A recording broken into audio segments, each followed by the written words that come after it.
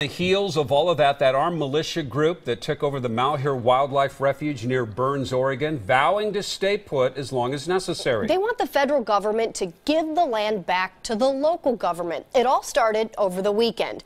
And because of it, the nearby town of Burns is a very different place than usual. Well, Tim Becker, he's there now and joins us live to show us how. Tim?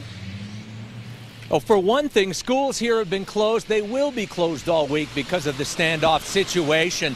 And for another thing, we've been seeing a lot of patrols around here now, stepped up patrols by law enforcement agencies from all over the state. So it isn't a stretch at all to say that life in these parts isn't how folks would like it to be right now.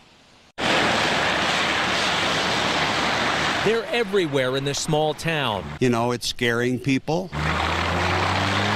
City, county, and state police making a show of force around Burns. In a way, it's intimidating people.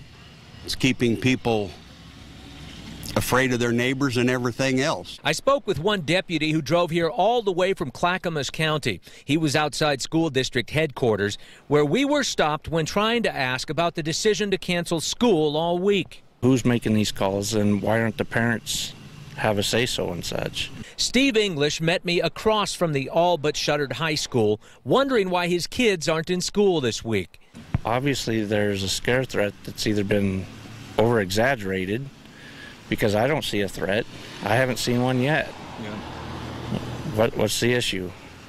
They have never threatened our school district or the community. I wanted to inform you that there are a lot of good things that are happening. He's talking about the armed militia who took over the Malheur Wildlife Refuge 4 days ago. The area is more than 30 miles from Burns, distant enough to have some people wondering about all the safety measures taking place back in town. Do I feel that Bundy's group out there at the refuge is endangering school kids?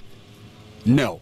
I'm one of those concerned parents because I want a good education for my children. And back at the refuge, when asked if they worried about influencing school closures. Well, if I was a kid, I would be thinking, this is great. I never did enjoy school too much as a kid. I struggled with spelling, so I don't know. The militia group also wouldn't answer questions about the stepped-up patrols by law enforcement back in town, where people wonder what every new day will bring. I think there's a lot of things going around that are just keeping people stirred up.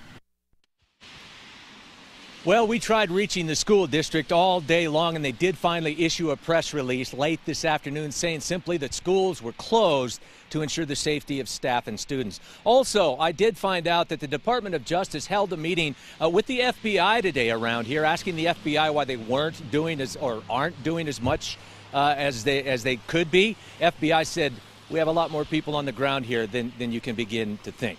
So the situation is always changing here. We're going to be here to monitor it and bring you all the updates as they become available. Live in Burns, Tim Becker, KOIN 6 News.